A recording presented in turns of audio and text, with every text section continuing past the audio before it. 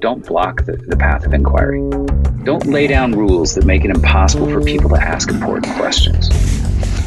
Welcome to the Thought Stretchers podcast, where we hope to stretch your thinking about important issues in education through rich inquiry.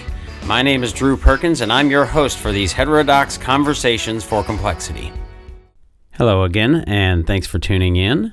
As we wind down for many of you towards a holiday break and a much-needed rest, I do want to say thank you for listening and for being a part of the Thought Stretchers education community.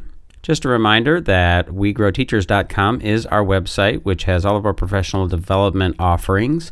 We do lots of project-based learning work, lots of differentiated instruction work, certainly everything through the lens of inquiry, and there you'll find other things like assessment, literacy, growth mindset, some leadership work, and other things as well. So again, please visit WeGrowTeachers.com if you are interested in looking for high-quality professional learning and professional development. I also wanted to mention that we are getting closer and closer to an official launch for our Thought Stretchers community. You can find that at thoughtstretchers.org. We're in the final build stages, which will include blog content, events, a forum, sort of a social media feed, and some community aspects where folks can interact and hopefully discuss in good faith and complexity and with nuance really important issues in education, from the culture war to pedagogy and everything in between. Once we get it launched, we'll very likely have an initial phase where we will have folks trying it out and giving us a little bit of feedback. If you're interested in being a part of that, please again go to thoughtstretchers.org. You can sign up to be on the email list, and we will reach out when we get ready to launch, hopefully very, very soon. As always, please feel free to reach out to me at drew@thoughtstretchers.org with comments, questions, concerns, or any other issues that you'd like to talk with me about.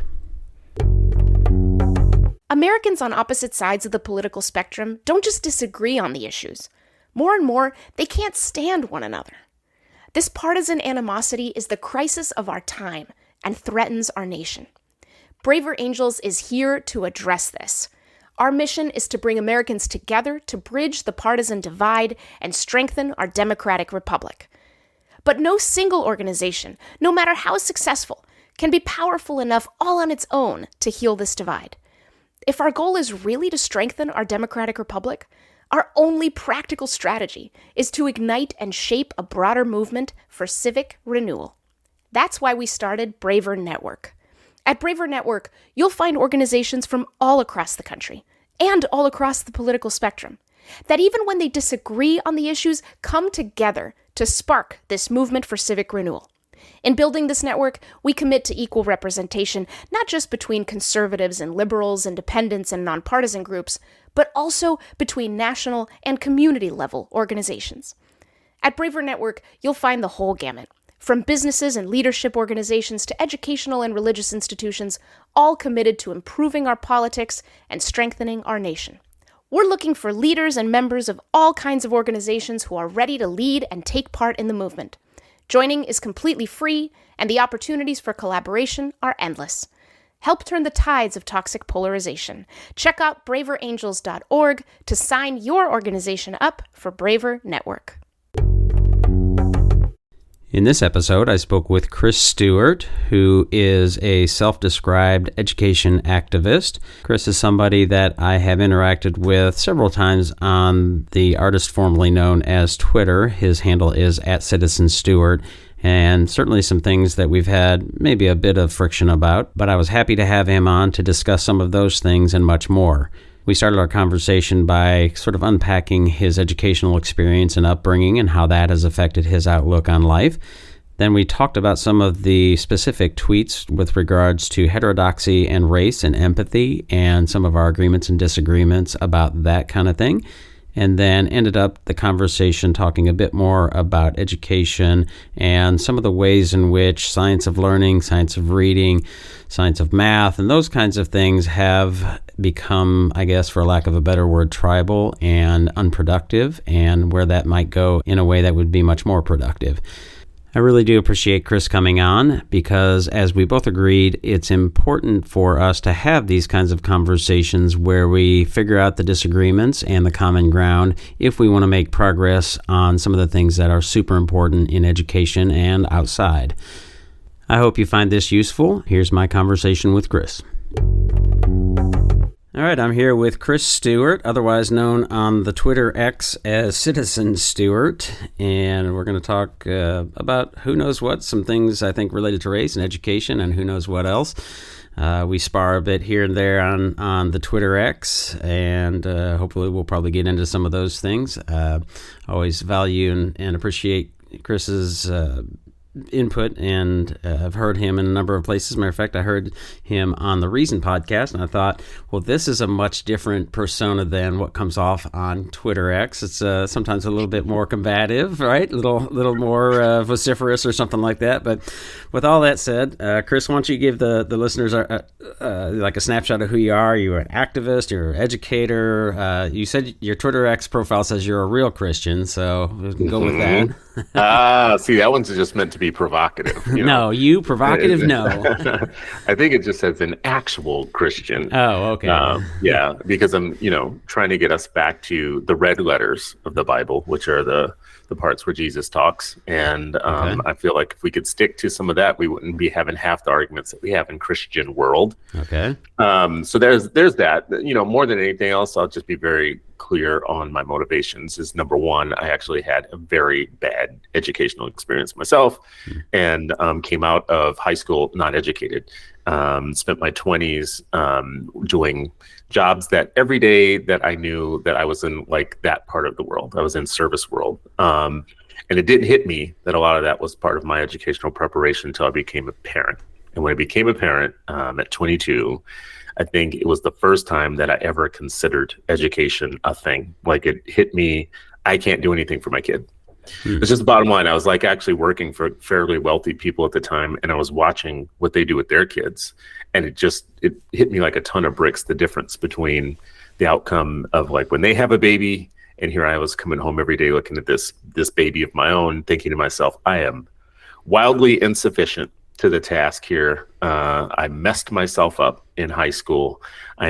This is my lot in life. I am meant to clean hotel rooms. I am meant to be a line cook. I am meant to, and I used to watch movies like, what was that one Rob Lowe movie with the college guys, St. Elmo's Fire.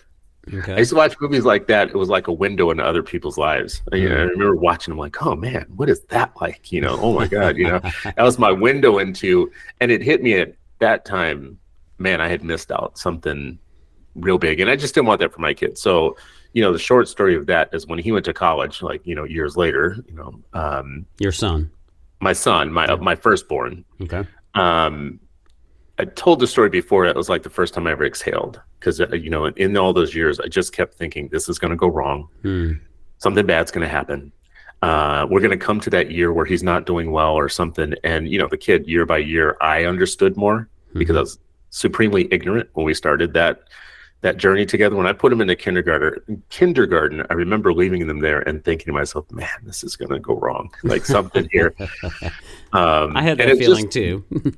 Well, it's funny. I talked to more middle-class men over time, and it's not like any of them were spared the same worries that I had. I just felt like I was unique in them because I hadn't went to college, and because I hadn't, and I was working for people that all went to college, and I was assuming their lives were all easy.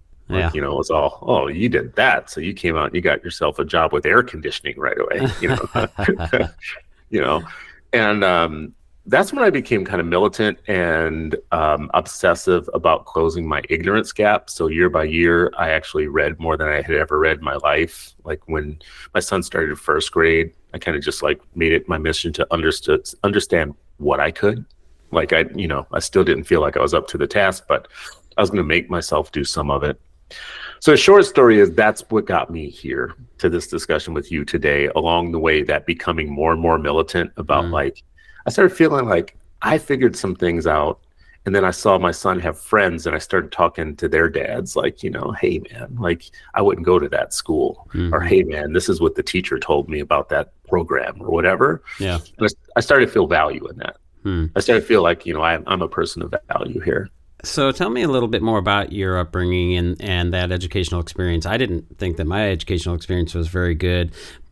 But obviously, well, maybe not so obviously, I had two middle-class parents that valued education. And while I tell the story sometimes, like I I wanted to learn, and I did learn. I did know quite a bit. My grades didn't reflect it because I didn't do busy work. I graduated high school with a 2.79 grade point average. I applied to Michigan State University, and they said, no, thank you, for the first time. And, I did community college, and obviously things have worked out okay. I've not suffered greatly. I think my first jobs out of college did have air conditioning, although in Michigan, I'm not sure it was necessary at that point, but your point well taken.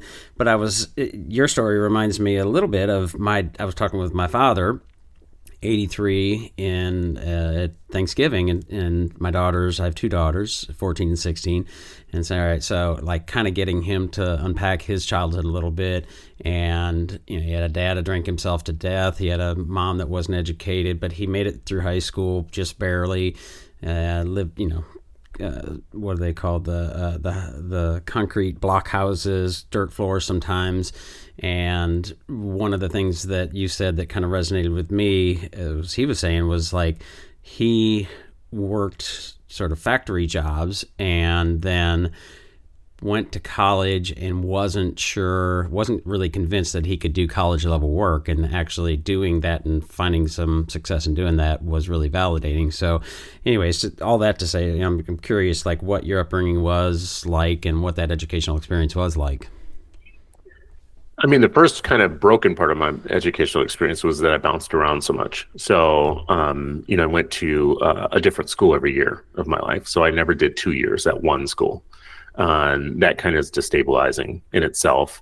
I actually did that in 3 different states. So I actually, went to school in New Orleans, did 1 year in Minnesota, and then did a couple years in California. So I was able to see wildly different schooling circumstances. The New Orleans public school situation was way different than the 1 year that I did in Minnesota, where I felt like everybody was rich. And then I went to LA for 5th grade and got bused to a school in Bel Air. And then I was like, Minnesota's not rich. Yeah. And then after that, I went back to New Orleans. So it was almost like I saw what was available in the world to people firsthand, and it kind of embittered me a little bit about what we got in New Orleans. Everybody around me valued education. What they thought it was useful for was different. I had a very worker side of my family. Like having a job was the biggest deal in my family. Working, like having a job was everything.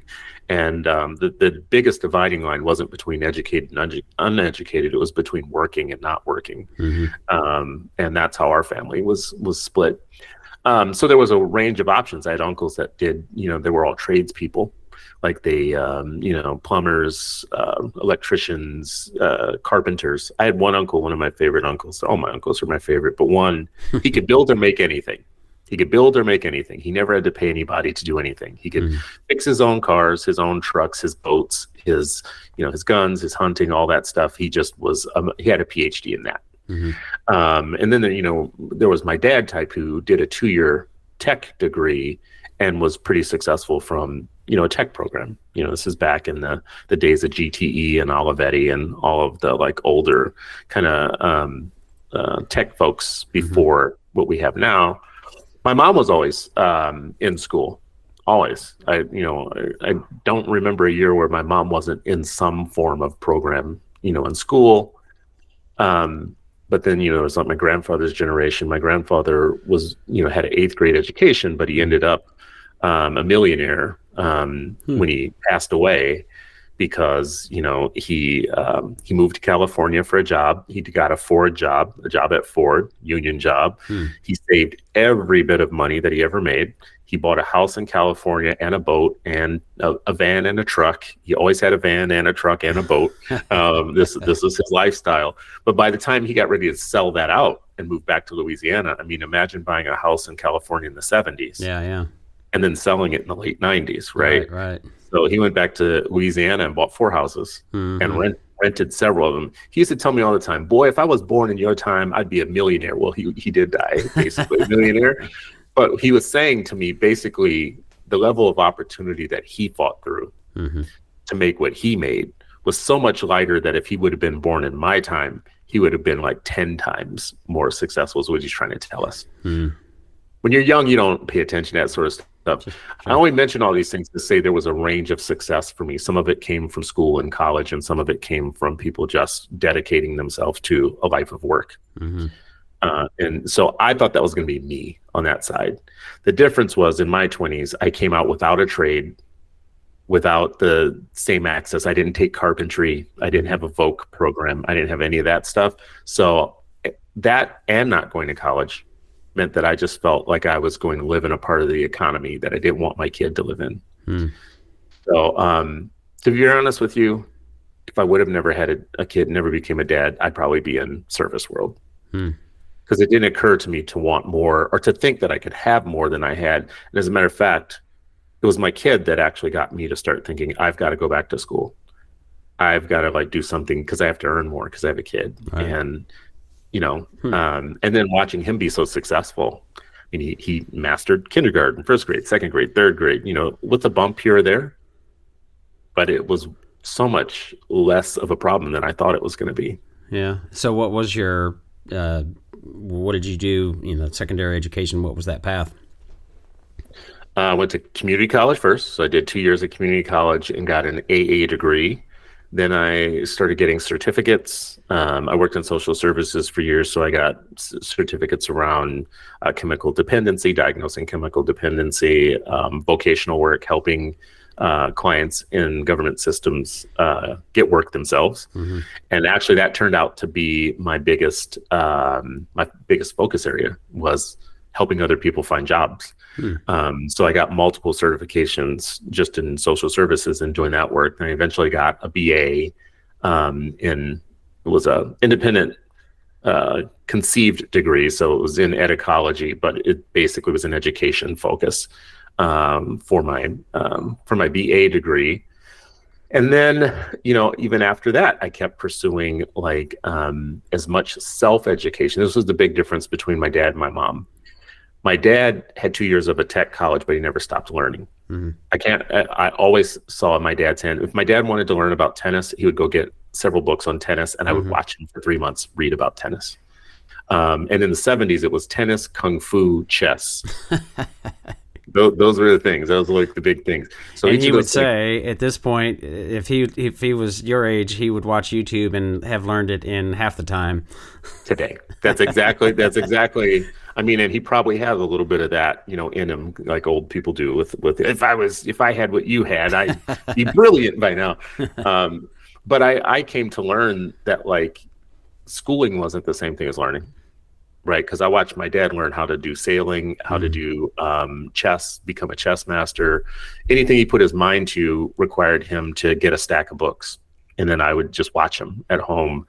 And magazine subscriptions, and both my parents, to their credit, the one thing they would regulate what I could eat and drink or whatever because of money, right? You can't drink all the pop, you can't do this or that and the other. The one thing I had no restriction on is when we were in the grocery stores, anything that was readable, comic books, magazines, any of that stuff, if I put it in the basket, I didn't even have to worry about it because that was the one non-restriction that they had. Right. So I read everything from Right On Magazine and Tiger Beat to the National Enquirer and whatever. I was just a voracious reader. And I did get a little too much into the National Enquirer and all that stuff for a while. It was my thing, but I was reading, right? I was reading and I was learning. The conspiratorial mindset will serve you well in today's age. Listen, Alex Jones has nothing on me. I know every conspiracy theory going back years. And here's the thing, too. Feel a sense of vindication because in the last military budget, there was money in there for monitoring UFOs. Right, it's a big issue now. Yeah, there's evidence somewhere. See how it all came around? I was reading that in the '80s, and people were like, "Oh, you're crazy." And then now look where we're at now. I think it was National Enquirer. Maybe it was one of the similar tabloids. When I remember, I don't know how old I was. I was not a kid, but I was not an adult. I don't think. But I remember seeing it at the supermarket, and it said, "Rabbit-faced baby born because mom ate too many carrots." And that always stuck with me. And then, today's age, yeah, that seems about right. But at least you're reading, and I carried that on with me. Yeah. So then how do you describe yourself today? Are you an activist? What are you? I feel like I'm an education activist. I think it's changed what I mean by education over time, but I do think that I'm an activist on this situation or on this thought around every person has a mind to develop, and what we do to support that development is just crucial and critical to society. It's not a throwaway kind of focus. It's the focus. If you're going to have a good society, if we're ever going to get to the world that we want, it's only going to happen with a bunch of very smart, literate people who have had their human development attended to.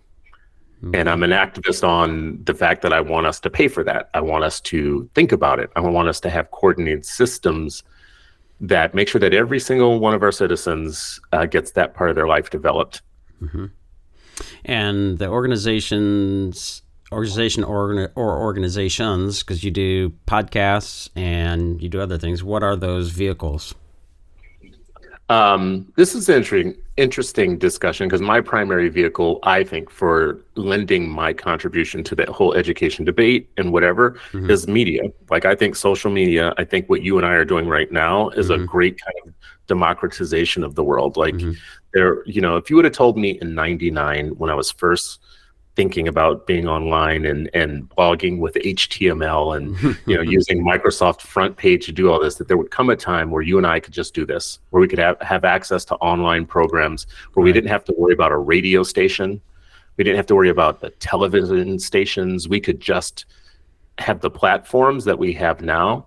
My biggest joy in life is to have been alive when all that became possible. So my biggest vehicles right now are blogging, writing, doing broadcast, podcast, whatever new social media thing comes out. If it looks like it's another platform or vehicle for us to do this, that's my primary way of being an activist. Okay. And we'll put it in the show notes, and I'm sure we'll mention it at the end, but citizenstewart.com is the website, and you can see several of those vehicles at that site as well, and maybe some that are yet to be seen, because there's new ones coming out all the time. I'm somewhat reluctant to jump on the new stuff bandwagon, but yeah, it is what it is, right? Well, again, so social media being one of those pieces, and you and I have interacted a fair amount, and I definitely want to talk about education, because I think that's our obvious overlap and intersection.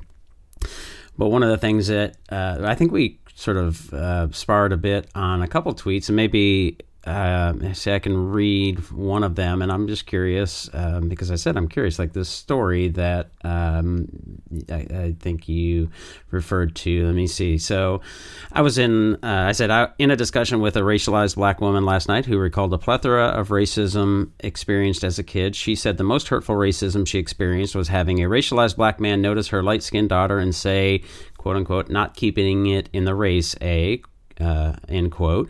And then some sort of emoji that was just like a nonplussed kind of face. And your response, I think, was, she's telling the story you want to tell. That's why she's in your feed. So I said, well, describe the story you think I want to tell. So I'm curious, like, what was your thinking there? What was it that caught your attention there?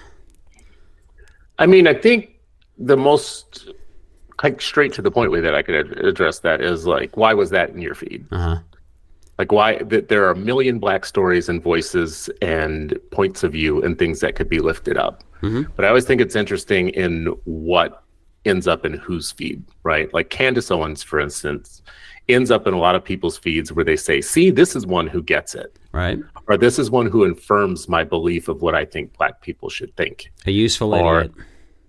I mean, and I'd say Candace Owens is a useful idiot, but a lot of people love her and they swear by her. They sure do. They think she's like the talisman, the black talisman for them, but mostly because I think that she is she's reifying something that they want actually supported. They have an idea, so when they bump into her, when you bump into a Coleman Hughes, when you bump into a John McWhorter or a Glenn Lowry, they all have very white followings that say, "See, this guy gets it." This guy is saying what I want a black person to say. And I think that we have an internal discussion amongst Black world to attend to that is so much more nuanced and has such a wide range of things that we should be talking about. Like this particular issue that you raised up in that tweet, for instance, there are different levels of class that come into play when you talk about who's experienced what in Black love world. Mm-hmm. Who would say what in Black world to each other about something like that? Hey, oh, you didn't keep it in the race type of thing or whatnot. Mm-hmm. That'd be a type of thing that a certain class of Black person might say. Just like, a certain class of Black people might let their pants sag, or a certain class of people might wear Brooks Brothers suits and have very intelligent discussions. So I just feel like wherever you approach however it ends up in your algorithm, I think says less about that point and that person than it does say about your algorithm.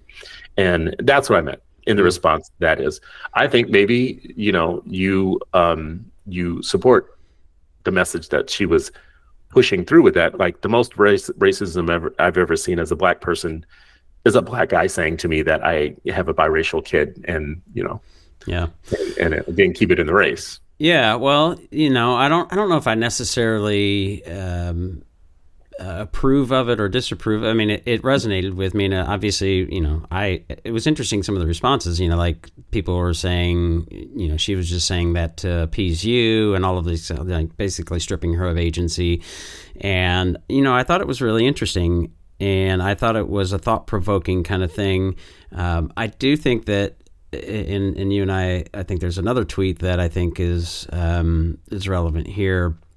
I get that concern, right? Like, I think I have zero use for the folks who use Candace Owens as some sort of validation of see we're right, that kind of thing. I think Coleman Hughes.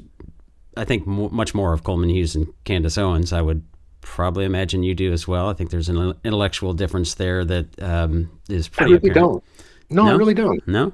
I mean, I think they both are valid. I think they both have a place in the landscape, because this is how different Black world can be. Like, we have this variety of voices. Sure. If you were to do a convention and pull them all together, that would be very interesting. If you had one convention and had the Kendys and the Nicole Hannah-Jones and the Coleman Hughes and the Glenn Lowrys, we have one conference and get everybody together. I think that'd be pretty interesting. But I do think that it's like Lowenbrow and like an IPA, when people think about Coleman Hughes and Candace Owens. It took me a second. Yes.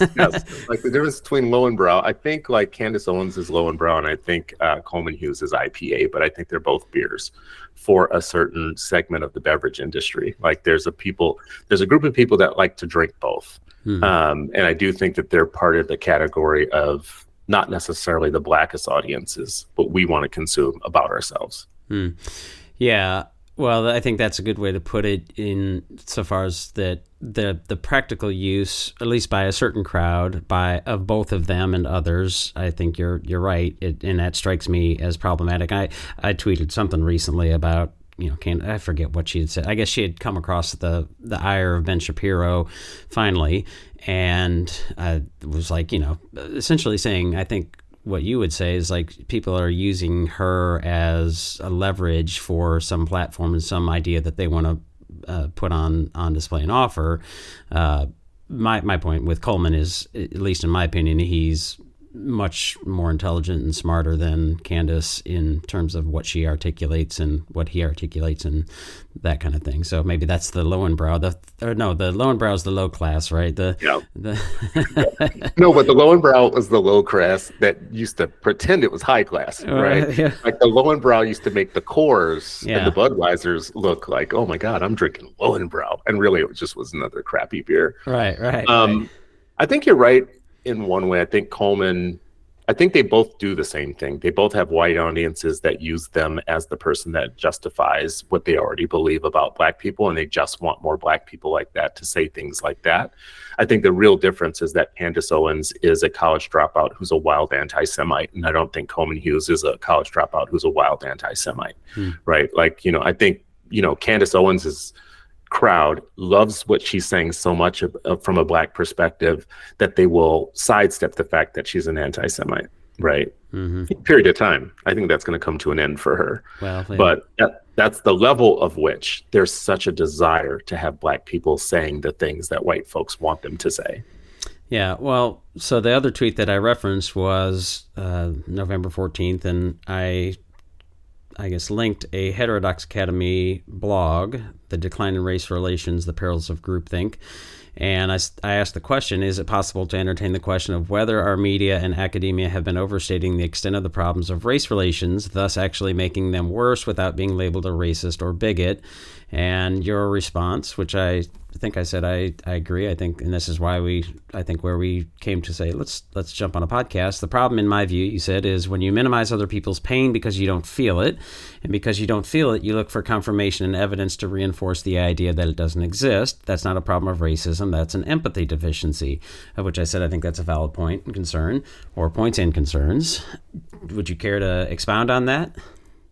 So there's two things that I think are happening there that I think are important. The first one is I think that there's a phony heterodox movement afoot. I think that there's this very Weiss kind of, I'm third party-ish, I'm just seeing all sides and I'm seeing both sides. That really is just a right-wing side of things. Like, if you look at the majority of the targets of the so-called heterodox thing, the majority of it is the left has gone too far, the left is wild and wacky, all this stuff around pronouns and all that stuff just takes it too far without very much kind of similar level of energy for analyzing the right side of too far. There might be the occasional things like with FIRE and groups like that. If you do 1,000 hours of listening to their product, you will come away with the left is mostly the problem. Even though they're saying we're heterodox, we're seeing all sides, we're doing both sides. They seem to have fairly remarkably similar kind of takes on race and stuff like pronouns and all that stuff, without kind of enough, I think, enough critique of the right version of that to make themselves truly heterodox. Because I consider myself to be outstandingly heterodox, and everybody usually does, but I feel completely tribalist most of the time because everybody's mad at me on a pretty regular basis. Everybody's pretty pissed off about something that I have to say, which makes me, I think, more keen at feeling authoritative about calling out the phony heterodox people. And so that's one problem there is just, I think that there's this whole kind of Brett Weinstein version of this, seeing all sides heterodox thing that really is just a camel's nose into the tent of right-wing, nonsense in my opinion. And it gets further and further, the more they become popular, the worse it gets. Some audience capture maybe at play. At some point, they really start going a really wacky direction. I really wish the FIREs of the world were spending more time evilly distributing their stuff and not really just making it a critique of the left going too far. We have whole states right now that are passing thought control laws, and most of these heterodox people have very little to say about it, right? The left is doing lots of things, but I'm not too worried until I start seeing governors pass laws or sign into law things that can outlaw entire thought systems. Everything we call CRT is going to be gone now. Well, first of all, what's so wrong with anybody learning about what CRT is and communism and socialism or whatnot? Because a well-rounded person, an educated person, would know what all these things are. Sure. Right? So when you start outlawing them is when real libertarians and civil libertarians and heterodox people should start not just raising flags, you start freaking out. There should be some libertarian freak out right now with what's going on with DeSantis and Abbott and Iowa, and keep going down the list where they are just outlawing ways of thinking and teaching. Even if, let's just be very clear, I don't want my kids to come away adopting one of those ideologies. That's not the point. The point is that I don't want to burn down the libraries that teach them. Right. So the first part of your, long-winded answer, first part of your tweet there situation for me was the heterodox part of it, and the Heterodox Academy and all that. The second part, I think, is more around the race and the empathy gap. I do think, I could say, I wonder if the media is overstating the problem with rape. And I'm not a woman. And unless I was pretty up on the statistics about what goes on with women and where their fear comes from and why they're fearful of walking at night by themselves, and why they do double takes everywhere they go when they're by themselves. Well, I don't experience that. It's not something I do every day. So I could have two avenues of addressing that. I could say, I think you're wildly overstating it and being emotional about that stuff. Or I could say, like, well, if I was really an educated person, I would know what the stats are. I would know what's driving it. I would understand some of the psychology. There were just different ways for me to approach it. But I would only do that if I had empathy for the subject, like if I actually cared. Same thing with trans people. I could easily say, like, I just don't get it, man. Like, whole trans thing, it's just man in a dress. And, I don't get it. And, I don't intend to get it, and I don't really care. There would be an empathy gap if I did that, because if I actually dug in as a smart, intelligent person and looked at the science, I would understand that there's a very scientific basis for the fluidity of gender and biology and all of that actually doesn't meet with the binary that we have been taught to suppose is true. I would only do that if I had empathy for that population. I would only care enough to dig that far in. And with race, there are things that are happening that are patterns that are scientifically studied. It is empirically true that discrimination within our systems actually disfavors people who are racialized as Black versus people who are racialized as white. The difference in outcomes, if you send auditor testers to go out and have people apply for mortgage loans, apartments, and many other areas of life activity, there is a premium on whiteness and a disfavorability for Blackness. And that's not something I'm saying as an opinion. It's available to you in terms of study and research, and it's not new. It's not like controversial. It's not provocative. So I could say I think the media makes too much of racism, and I could counter that by saying science in America makes too much of racism. Science makes a lot of it because they study it and they find the patterns, and they can tell you where the patterns are. So there's two things there, the heterodoxy and then the sort of empathy piece, and I think they're related. And I share your concern as well. Like my approach and my sort of take on heterodoxy is, I think, similar to the way you described. Like I am and continue to be deeply concerned about, and I try to be vocal about, like, Stop Woke Act, unconstitutional. We have, and we've actually begun working with schools in an effort to help them understand what I would label as liberal authoritarianism on the left and the right, and give examples on both left and right. Because while I agree with you, like, so critical race theory or all of those sort of downstream conflated terms but used in CRT as the flattened term is not something.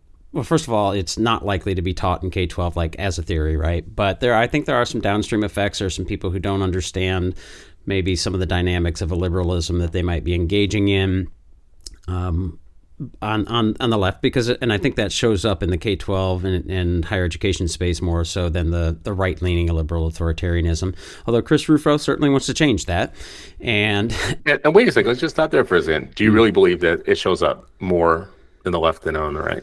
I think it does, because I think it's not controversial to say that in higher education, the professors tend to be more left-leaning, and I think that's probably true of K-12 teachers as well, although I think there's some data that shows that they don't tend to basically inject their politics into the classroom as much as many people would claim. And I am critical of people, and I've had this conversation a number of times, like people who say that critical race theory or whatever, blah, blah, blah, is infecting our K-12 schools. I said, well, come to Western Kentucky and tell me, if you're going to see that. What you're most likely to see is something much different, if anything, a sort of fundamentalist Christian proselytizing that would not, certainly not a sort of social justice, critical theory kind of derivative.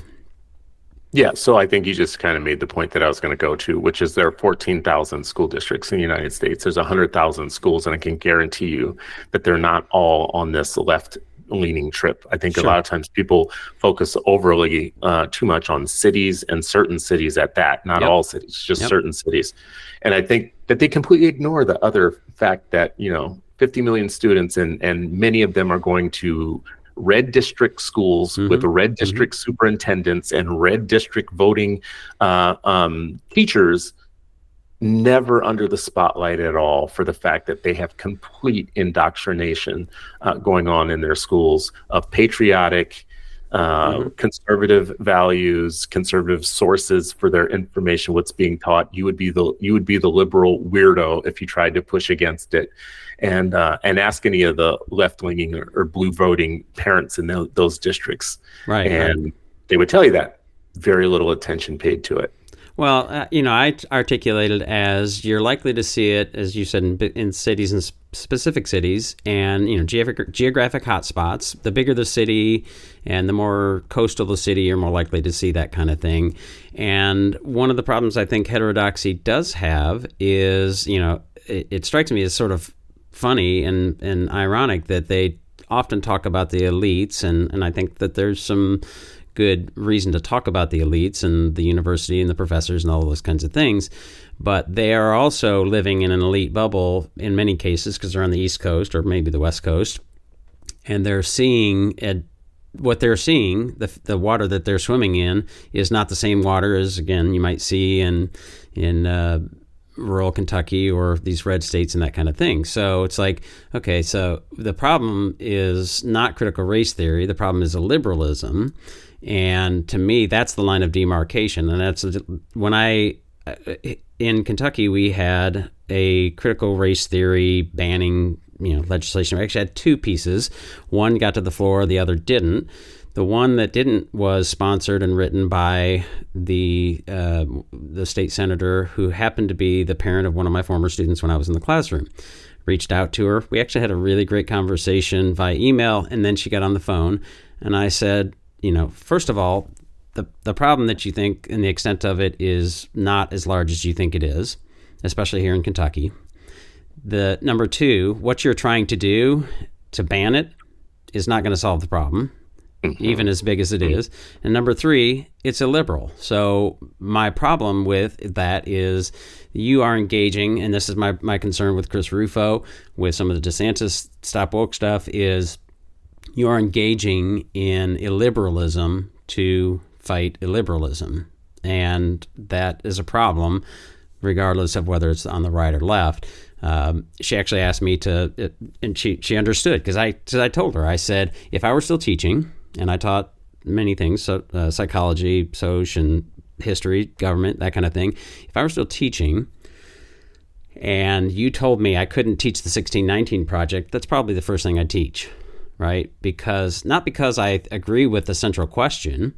Matter of fact, I disagree with it, but it's a heck of a question. And it would be a really great question to generate and get into some really important and really meaty concepts.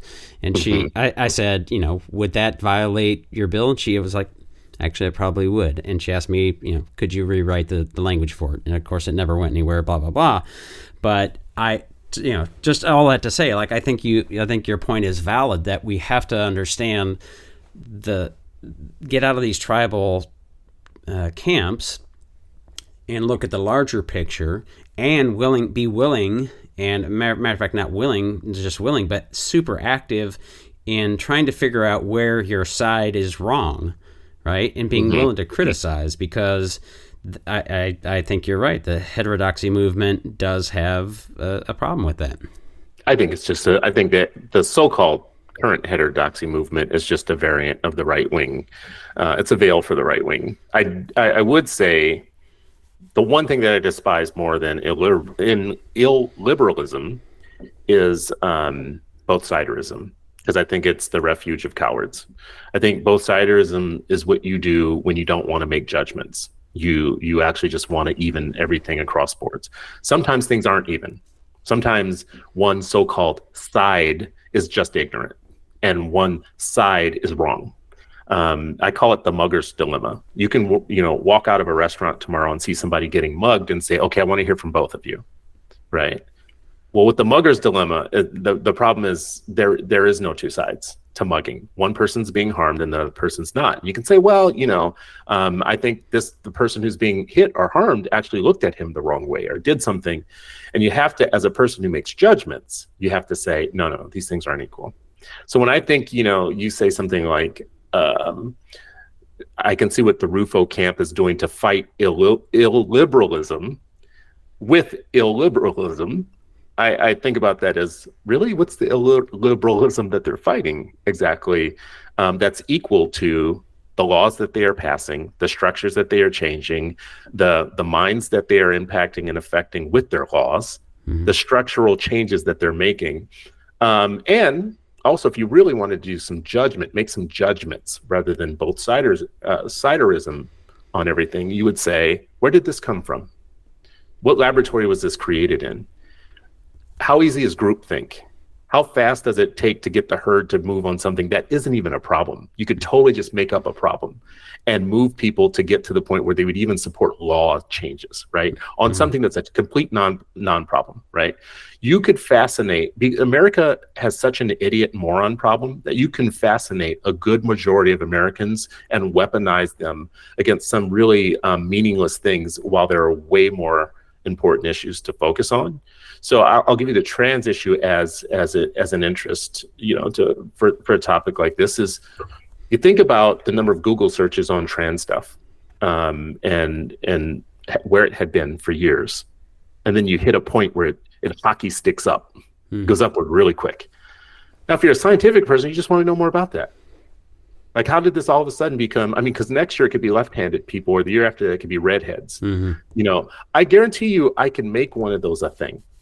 And then it could be a thing to the point where we are talking more about passing laws around that when it affects a 0.015% of people or something, while we're ignoring real important things like global geopolitics and kind of our standing in the world, our economy, how we're going to educate the next generation, how we're going to get people tooled up for the future that we know is coming faster rather than not.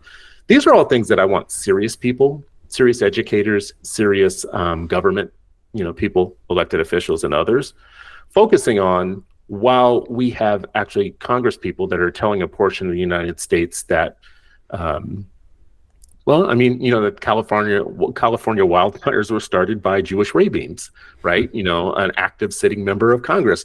And the problem isn't that you have an active sitting member of Congress for the first time in my lifetime that's even possible.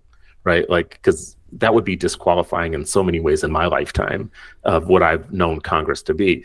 The problem isn't that somebody exists who does that. The problem is that there's actually constituency for it, and a growing constituency. And I don't think that's because of anything that happened on the left. I don't think that's because of elites.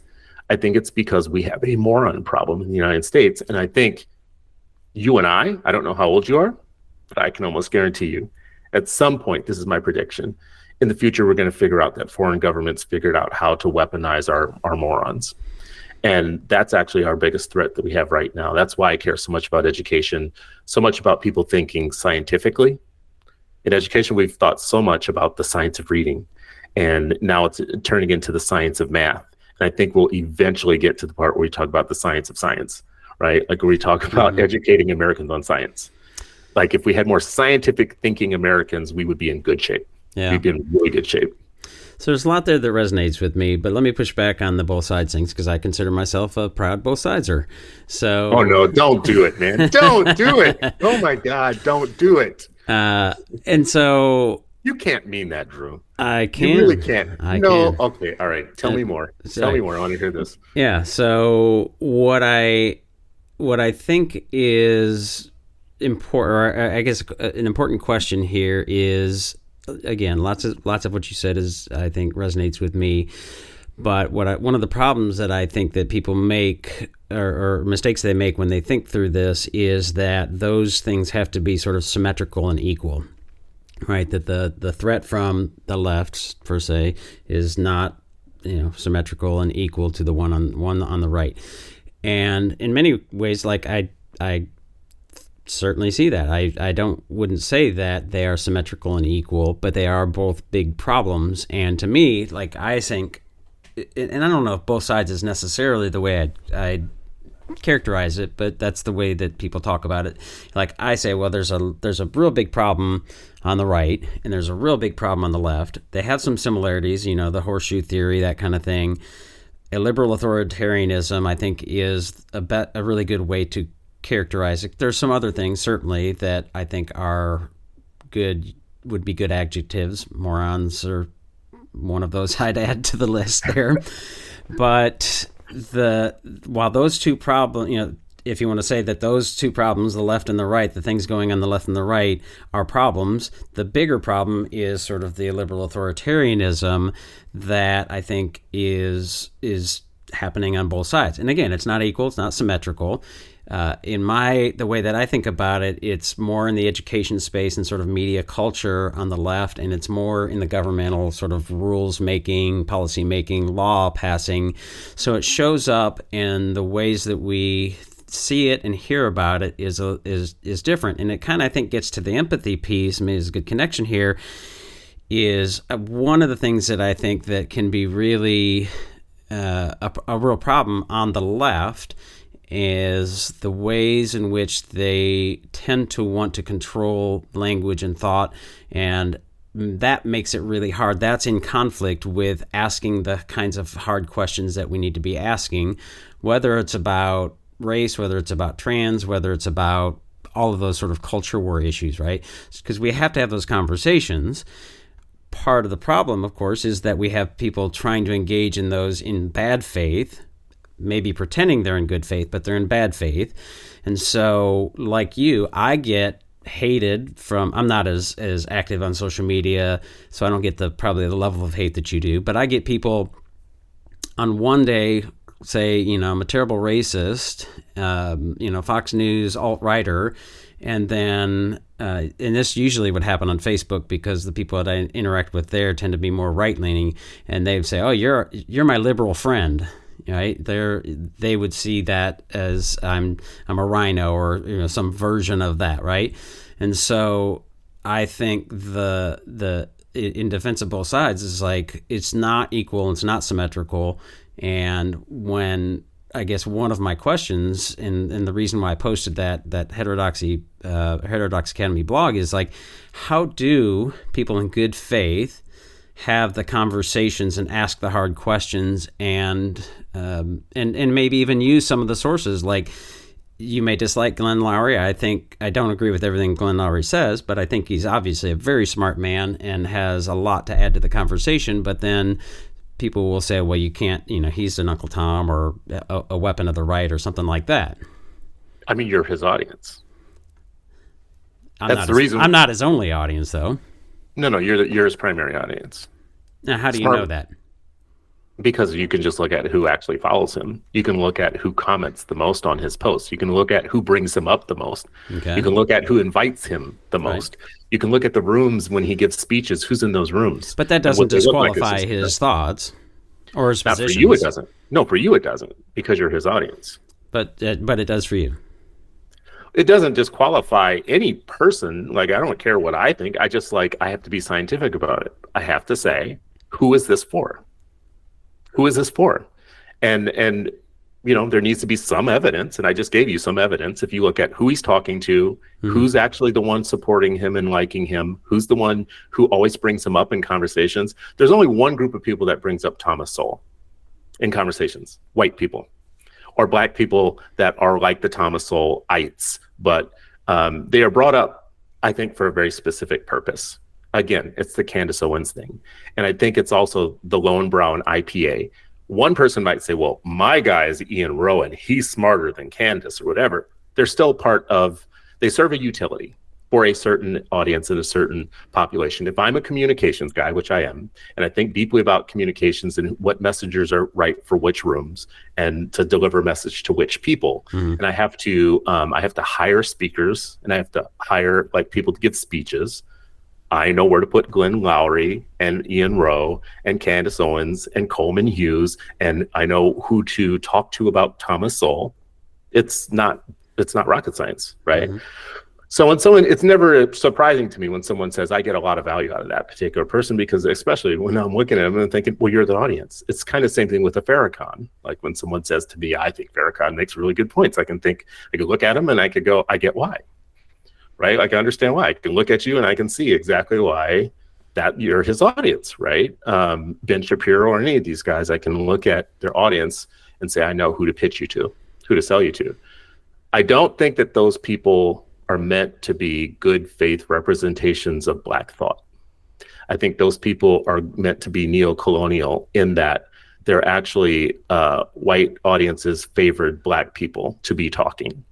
And I think there's no good faith in that, because if you're really interested in what Black thought actually is, or Tibetan thought, or, Eskimo philosophy or whatever, you wouldn't be picking the colonized outliers for that. You would actually have a good faith study plan. So if you want to know what Black thought really is and actually is, you wouldn't just go to the ones that are presenting what you want presented from that group of people. You would actually look at the expanse.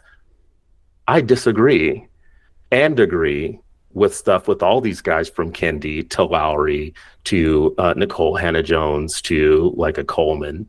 I disagree and agree with a lot of what they say, and I put it all in the same museum of Black thought. There is a long body going back to Du Bois and Booker T. Washington and their kind of famous dualism between their two ideologies of the world.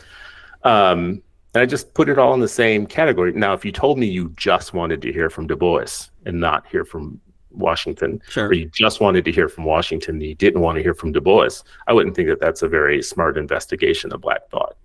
Right. Well, I'm glad you expanded on the last part, because I was going to say, well, you know what they're going to say. You're saying you're controlling what Black thought is. You're using, so essentialism.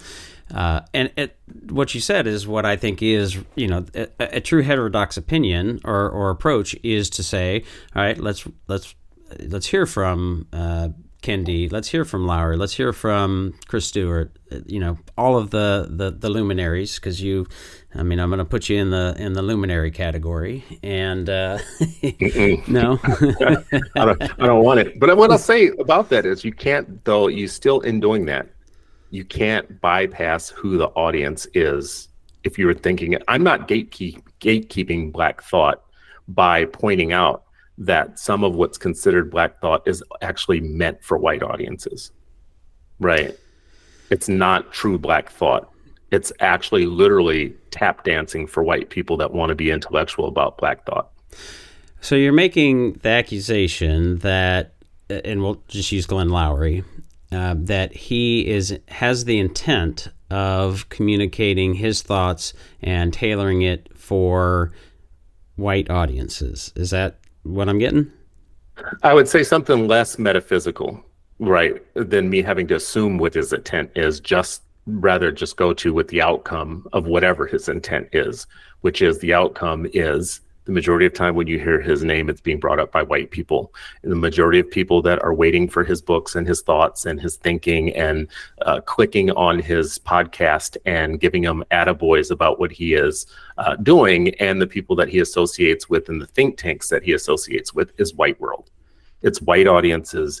And if I was a person that was looking to line up speakers for Black audiences that were really representative of Black thought, he would not be the first that I would put at the top of the list. I would put him at the top of the list for white conservative functions, where people want to have a Black voice and a Black face, but they don't want to deal with the full spectrum of Black thought. So I don't know what his intent is, or, I can guess what his intent is, really, because I think it's been a pretty good career of doing what he does, and he's got a good audience, and I know what his audience looks like. So I could guess what his intent is, but being less metaphysical, I could just say, I don't have to even know what his intent is to know what the outcome is of his sales pitch, who he's selling it to. So maybe the pushback, and I would imagine he would say this, something like this, right? That he would be more than happy to, and perhaps does, seek out and would speak to some of those audiences outside of the list that you characterized. And maybe I'm wrong about that, but that's my... No, he would say that. I think he would say that. Being fair to him, I think he might say that, except for, this is one thing that you won't pick up on and his audience won't pick up on. Glenn Lowry spends the majority of his time, as does John McWhorter, as does Coleman Hughes, serving one main focus, which is to tell Black people that they're wrong about everything, that they've been hoodwinked, that they are wrong on policy, that they are wrong about racism, that they are wrong about policies related to race, that they're wrong about business, They're wrong, wrong, wrong, wrong. And as a matter of fact, if you watch, which I do, watch a good amount of their content, if you are not sensitive to that, if you didn't know that that's a thing, you wouldn't catch the fact that the majority of what they are saying, their utility is actually disqualifying Black thought. That's what they actually do for a living. Police brutality is not that bad, because I found a study that says it's not that bad. Racism is not that bad. The problem isn't. I watched them call Nicole Hannah-Jones an idiot. Now, Nicole Hannah-Jones is somebody who I have sparred with on a regular basis, and I have critiqued endlessly a lot of her product. What I've never done is assume that she's an idiot because I disagree with her. But I'm only using that one example to say, if you compound that over many discussions that they've had and much of their product, which I watch, right? I'm a consumer of a lot of their stuff. It's hard to watch 1,000 hours of what they say and not come away with the idea that white people are right and Black people are wrong. That's interesting. So apparently you're the audience that they're going for. No, I'm joking. No, I mean, in a way, I hope I am. I hope I am, because it's like, I don't completely listen. I used to consider myself a conservative. I used to consider myself a Black conservative. I don't any longer, because of some serious changes in the way that I see the world. But I was, I think, in some ways their audience for a long period of time. That's the reason why they're in my algorithm. Well, the Kendies, I think, are distinctly different insofar that they don't tend to, as far as I know. I'm not aware of Ibram X. Kendi, sort of getting in front of any sort of hostile audience or seeming to have any intent to do so. But that's a whole other issue. And one thing that I think is important with Glenn especially is that he does a pretty good job of at least trying to do the devil's advocate kind of thing and pushing back. And you're well aware, I'm sure, his shift from left to right and back to right, or whatever that was. And I don't want to linger on Glenn Lowry too much. I think he's obviously a very smart man. I wouldn't agree with that some of the characterizations that you've had, but maybe that's my bias. And I was about to say, like I keep saying it, that's not. But you also have your bias. Well, what's my bias? Tell me what my bias is. I don't know what your bias is. Right, that's a good thing, right? I don't know. I don't know what it is exactly. But you assume that there is one. So tell me what's your evidence. Well, I mean, putting bias in as a general term or as a context specific. I mean, just even the idea that the audience dictates what the messenger or characterizes a messenger, I think belies some sort of a bias. I don't even know how I would articulate it, but it feels like there's, and this is, I think, a real problem of the tribalism stuff, is like finding that line of demarcation, that person is on the other side, and having to sort of break out of that, or trying to break out of that. Not that you don't try. I don't know if you try, but I mean, I would challenge you to say what my side is, because they're not on the other side. I just told you I was a Black conservative. Right. Well, that's why part of the problem. It's hard to articulate, because I don't believe, while everybody says there's left and right, it's not that simple, right? It is a much different, and maybe this is a good segue into some of the education pieces, because it strikes me, especially in the education world, as I have kind of gotten into the reading wars discussion and the science of learning, and as you mentioned, the science of math that's coming down the pike, barreling at us very quickly.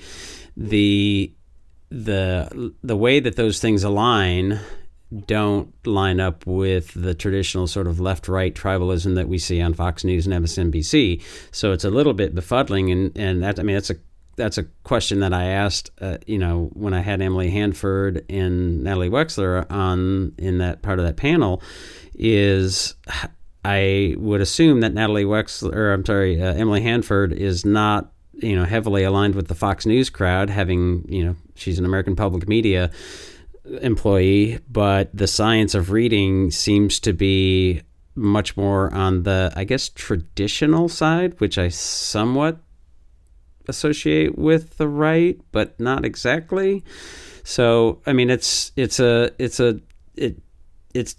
it's hard, right? Because I would say that you are left-leaning on some things and probably quite libertarian on some other things. And some would call me right-wing on other things. Right. And people do the same with me. But I do think, like, on something like the science of reading, it's a good example of, it's not left, it's not right, it's not center, it's science. It's scientific. This is the thing. If I have a bias towards anything, it's a question of, like, what's your evidence of whatever you're saying, whoever you are. So when I'm talking to thinking about a Coleman Hughes, and he talks about police brutality, and he says police killings are no more different for Black folks than they are for white folks, based upon a study by Roland Fryer from Harvard, right? Mm-hmm. I say, okay, so that's your evidence, right? So first of all, you do realize that Black communities aren't solely talking about police killings. They're talking about abuse of authority that happens on a daily basis differently for Black people in Black communities than it happens for white people in white communities, right? Which I think they make that distinction sometimes. Sometimes, like, I've watched and I've waited for it, but they keep going back to this Roland Fryer, I think it's Roland Fryer study about how it's no difference in killings, and I just think it's an interesting point. The point I'm making about that is, it's better for us to keep pursuing what the science is. So when it comes to something like reading, and it's literally now called the science of reading, you're going to have educators who are more left and traditional, who are like, well, if it's a way that I don't want to teach and I don't like teaching, I don't care what the science says. I'm willing to be fairly anti-intellectual because I don't like to teach that way. Sure. I don't like the big threat to me is that Emily wants us to eventually teach in a way that we feel is really kind of rote. For instance, like direct instruction. Sure. One of the biggest government studies in the world ever in history tells you that direct instruction works for a certain group of kids. In not just works, but when judged against many other educational interventions, it outshines many of those others. Maybe I'm wrong about that. Maybe I'm right about that. But that's just what the evidence said when the government studied it with one of the biggest amounts of money that they've ever studied this stuff. So you have to go wherever the science takes you on that. And that's the same thing with reading. But people on the left, people on the right, when it comes to science of reading, you got them like wanting to outlaw or discontinue reading programs that science has shown to work, like Wit and Wisdom, right? That's a left, or I think that maybe that's a part of what you're saying. It's a left-right. It's not a science way of seeing the world. The left doesn't, leftist teachers want to be able to, hey man, however I want to teach is how I want to teach, or I don't like, having to use certain prescribed ways of teaching or whatever. And then on the right, it might be, well, we think some of that stuff you want to teach is communist.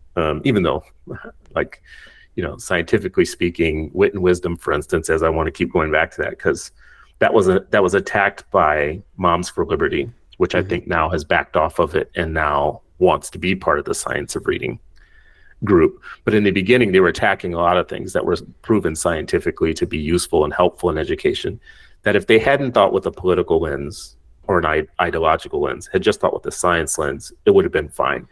This is my ultimate point to you, Drew, is like, if I do have a bias, it's I hope we get past the science of reading and then past the science of math, because we need literate people in the United States running the country and leading the country. And we need the plumber and the electrician and everybody to be literate. We also need them to be numerate. So I hope the science of math comes through. But I actually think that both of those things are baby food to a life well examined. The third thing, the science of science, is when you can get Americans thinking like scientists in small ways in their daily life.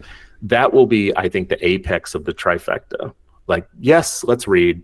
Yes, let's count. And at the end of the day, let's understand how to think, how to evaluate the arguments that are being made, evaluate the policies that are being put before us, being able to separate the wheat from the chaff really quickly in intellectual things before us. And it should be for everybody. It shouldn't be for college people or college graduates or whatnot. You should graduate high school capable of doing everything I just said, right? As a voter for the rest of your life, you should be able to graduate 12 years, 13 years of being in the school system, being somewhat of a lay scientist. So I'm glad you brought up direct instruction, because that I think is a great example that might be helpful in unpacking some of this, because again, I agree with a ton of what you're saying. Matter of fact, essentially all of what you're saying, but because so numeracy, literacy, those things, those foundational pieces, but we have to have students that are graduating into the world being able to think and think critically and those kinds of things. And I spend a lot of time and energy in this debate, quote unquote, between direct and explicit instruction and inquiry progressive education. And therein lies the evidence is part of the equation, but it's more complex than that. And my pitch, what I tend to see is an advocacy, and I've talked with researchers. I've read research. They've been on my podcast. I try to engage with and have engaged. Paul Kirshner is one of the leading researchers in the direct and explicit instruction. He wrote 2 books, How Teaching Happens, How Reading Happens, with some co-authors. I think they're very helpful. I think they're very useful. People should read them. I keep saying that. But it's not the only thing, right? So knowledge is not the only thing, and it can't be a monomaniacal sort of focus. I actually just had a sort of dust up about this with somebody who I know you know, Robert Pondicio, and he had a what I thought was a very fragile triggered response, because I was critical, basically saying, some of this crowd is, I think, monomaniacal about it, and he just reacted and wasn't interested in the ideas or any of my thinking, which I thought, well, that's interesting for somebody who sort of talks about the left in that way.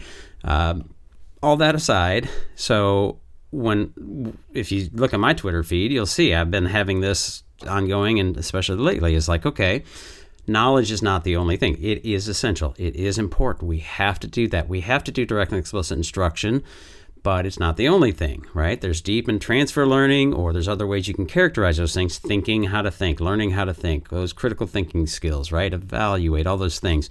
And some of those things certainly can be delivered through some direct instruction pieces. But as most people think about direct instruction, Rosenshine's 10 principles of instruction, blah, blah, blah, all that stuff, the inquiry process and the outcome, desired educational outcomes, have to be more than what that evidence shows direct and explicit instruction delivers. And it does. Like, that does this really well. But there's also this, and this, right? People can't see my video, but I'm pointing to other things in the constellation. And this sort of, it's fallen into what I see as a sort of tribal things, right? So I'm on the direct and explicit instruction train, which means that inquiry is bad for kids, right? And I say, well, inquiry is bad for kids if you do it really poorly, right? Discovery learning is not the same as inquiry-based instruction. If you look at the work that we do, it includes both, and everybody who does inquiry-based teaching should do direct and explicit instruction, because it's really good for delivering a certain set of outcomes. But let's also recognize there's more complexity, so let's make sure that we're looking at the larger picture, because if you get out into the real world, in the adult world, and all you have is knowledge, you might do well in Jeopardy, but if you don't have a teacher there to teach you the things that you need to know in order to do something well, then you have to, how will you get those skills? Like, you have to have the skills to identify what you need to know, so that then you can go and learn them. That's part of the critical thinking piece. So it's not quite as simple as follow the evidence. It's follow the evidence and making sure that that evidence is for the outcome that we're actually after. And let's really be clear about all of those outcomes that are desired. So let me push back on this a little bit. Okay. So everything that you just said is probably the most interesting thing I'm going to hear this week. And as somebody who wakes up every morning and argues with people about education, everything you just said is wildly more interesting than any of the conversations I'm going to have this week. Hercules. Yeah. This month, actually, and maybe even this year. And it's the discussion that I think is actually going to be missing from an election year next year. In education, as we actually spend most of our time arguing about superfluous and culture-based things, and not talk about the science of teaching, the science of learning, the science of science, the science of math science. And everything you just said actually is as simple as saying follow the evidence, because everything you just said has evidence associated with it. Right. So the reason it's super interesting to me is because I'm interested in all of these things. So I don't have a tribe of direct instruction. Right. If you were to tell me tomorrow, hey man, new evidence says that direct instruction is kind of actually just a bunch of crap. Right. like Lucy Culkin's type of thing or whatever, I wouldn't be so invested in what it used to be. I'd be more invested in, tell me about that evidence. Right. Tell me. So who's the guy who wrote the book, How to Make Kids Cleverer or something like that? Is it David Didow? David Didow, I think is his name. I had him on one of my shows. He has, cognitive theory about teaching and learning and about how every kid could be made more clever and how every kid, if you're thinking about brain science and the way brains work or whatever. Yeah. And I just found it so interesting because it was a reprieve from all the culture discussions we're having in education. This was really about science and brain and brain development. And even if it's wrong, even if it's not 100% right today, it's in pursuit of being more and more right as time goes on with more evidence. Right. So everything that you just said, I listened to that. I thought, this is a discussion we should be having because this is about learning and how people learn and the limits of some of what we believe right now. Right. But if I were to ask you the question, and what is your evidence? And what is your evidence? And I kept asking that question over and over again, you would actually just be filling me with the world fund of information because you would be saying, well, you just mentioned a couple of authors who you think get it right in this way, but what they're missing. And there's more to the story and whatever. So I would want to have this conversation with a Robert Pondisio, as if I was thinking that was going to be the sum total of the whole reading discussion, even though he's written about it for years, even though he's become something of an expert. I don't want to just talk to the Hirsch people. Right. I do want to talk about the Hirsch stuff. Sure. The shared knowledge. Yeah, I want to talk Hirsch about you're referring to. E.D. Hirsch, yeah. I want to talk about the E.D. Hirsch stuff. I don't want that to be the only group of people that I talk about. Right. Especially if they are to the point where it's become a religion for them and not a science, right? There's some people where this stuff becomes a religion. Same thing with direct instruction. If you told me tomorrow, man, listen, direct instruction, what you just told me about direct instruction, I think is super curious. Cool. Let's talk more about that. Let's go down that. Right. You and I could be doing the world a favor. All of us could. If we didn't have to attend to the really dumb parts of the discussion about education. We have 50 million kids to educate in the United States. Those are brains. Those are 50 million brains that are going to walk through doors. And what happens when they walk through the doors every day is super important. Who's teaching them? What are they teaching them? What's their evidence about the way that they teach? Is it well matched for the students that they have in their class? Because some science tells us some stuff works for some kids better than others, right? So even this stuff around having one universal truth across the board might be different if you're in Oregon versus if you're in Mississippi, right? Because we know some things like, I had a conversation a couple of days ago about New Orleans and the kids in New Orleans. Kids in New Orleans are so unique in the level of trauma that they have that if I was thinking about teaching and learning science, I would want to investigate them a little bit. I would want to learn where their access points are, their triggers, how their cognition works based upon the theater that they're in. They're in kind of like a more kind of high stress theater. Science can help me with that. So anyways, it's not a backhanded compliment. It's a literal compliment to say, what you just said is the conversation I'd rather be having. Well, I appreciate that. And those are the conversations that I'm trying to have. And it is really frustrating. What you're articulating is, I think, one of the missing pieces, which is we've got to get away from the tribalism. We've got to have this mindset of, I want to be wrong for a short amount of time as possible, right? And looking at and saying, all right, instead of arguing, right? You and I have some different opinions and beliefs about things. That's clear, and that's okay. I'm okay with you and I disagreeing. I'm not okay, sort of in a global sense, of you not understanding or misunderstanding, or even worse, mischaracterizing. I'm not saying that you've done that, but that's where I start to I get activated. It's I'm in a discussion with somebody and they either don't understand me or are mischaracterizing, and because I think we've got to, we want to seek to understand and be understood, and therein lies a lot of the missing pieces of the puzzle. To me, that's a sort of a liberalism that we've got to advocate for in our schools, and that's the thing that I talk about with. I said to the state senator about the critical race theory thing. We, instead of banning things, saying you can't read that, you can't say this, you can't talk about this, we should say we've got to advocate for that, what I would say the application of liberal science, right? Where it is pluralism, diversity, and we're approaching it from that mindset of seeking to understand and be understood.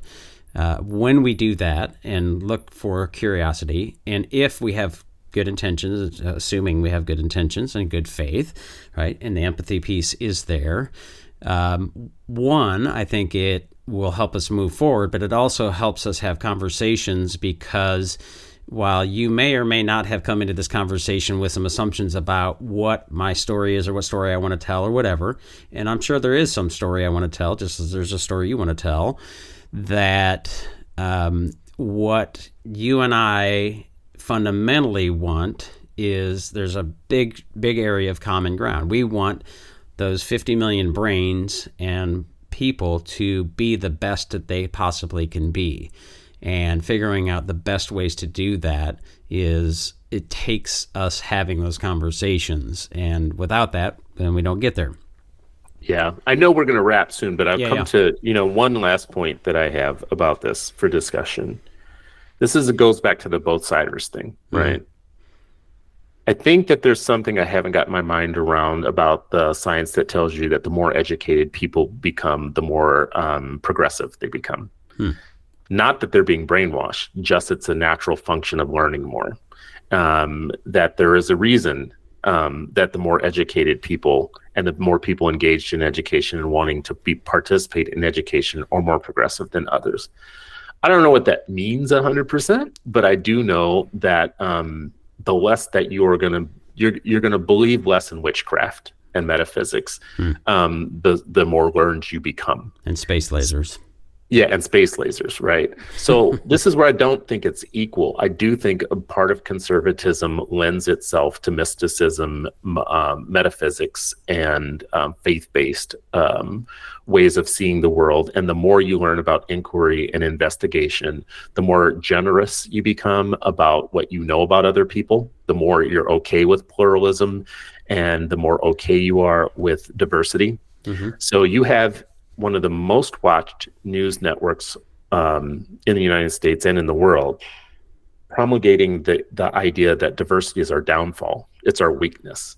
That all these different types of people, and then what we really need is one type of person who thinks one type of way about family, one type of way about country, one type of way about faith and God, and one type of way about, just America, period, and patriotism and whatever.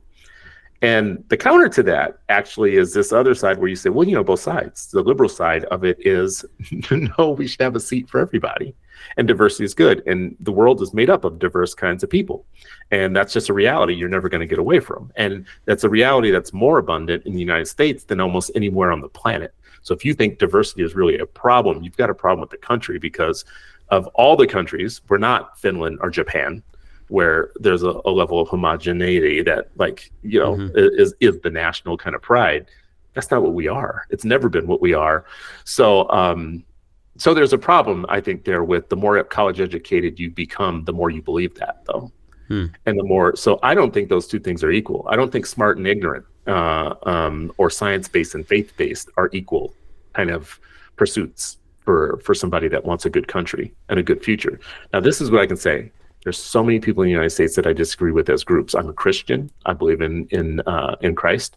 I believe in my set of seeing the world the way that I see it.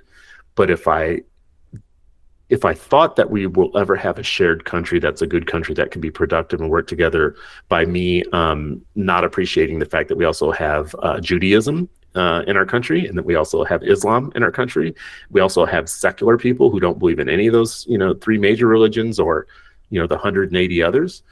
Then I'm not really wanting us to be successful in the future. So the thing like the anti-trans stuff, the attacks on Black history and Black thought and trying to erase it, the attacks on ethnic studies, the all the things that are meant to open our eyes to the fact that the world is bigger than us, I don't consider that to be the same as the people that are pushing those things. I have problems with some of the CRT stuff. I have problems with some ethnic study stuff. I have problems with some of the stuff. I don't think it's the same thing as the people that are fighting to make sure that those things don't exist. Yeah, and I don't think they're the same things either. Like I said, I don't think they're equal, but there's some similarity there. But and I know we're going to wrap up. I'll just make the the side joke is I'm not sure if you were talking about the cable network of Fox or MSNBC, but we'll leave it.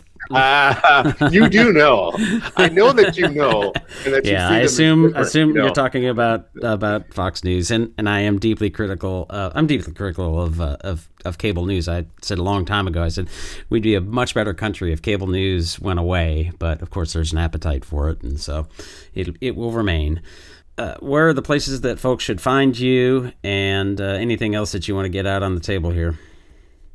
The easiest way to find me is on Twitter. That is now called X. I'm at Citizen Stewart, but I'm at Citizen Stewart also on Facebook, Instagram, in social media. Also, my website, citizenstewart.com. Folks can find me there. Just a fair warning to all those people. I have undergone a political transformation over the last couple of years. So if you read anything that I wrote or did 5 years ago, 2 years ago, 1 year ago, and today, you're going to see some iterations that are pushing a different direction. So be afraid of that when you come to find me out. And I think I made the same point over and over and over again today. I really mean it when I say that block of what you said is the conversation that I wish we're going to be having in 2024 whenever the topic of education comes up. And I can't say it enough. I wish more people think like scientists and less like ideologues. Yeah, no, I would agree. You're preaching to the choir. Well, Chris, it's been a pleasure and joy. I really appreciate you coming on. And as always, I hope folks have found the conversation helpful. Thank you so much. What we need to do is spend enough time together that we can start to translate our ideas into each other's language and include one another in this community of inquiry. And that is the work of love.